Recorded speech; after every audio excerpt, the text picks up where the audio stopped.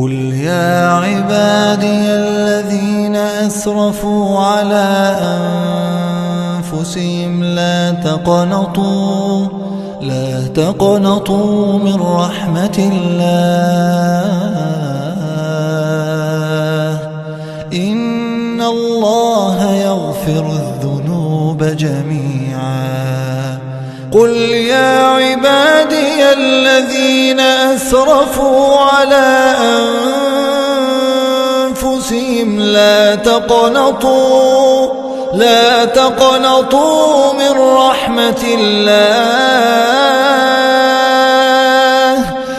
تقنطوا من رحمة الله إن الله يغفر الذنوب جميعا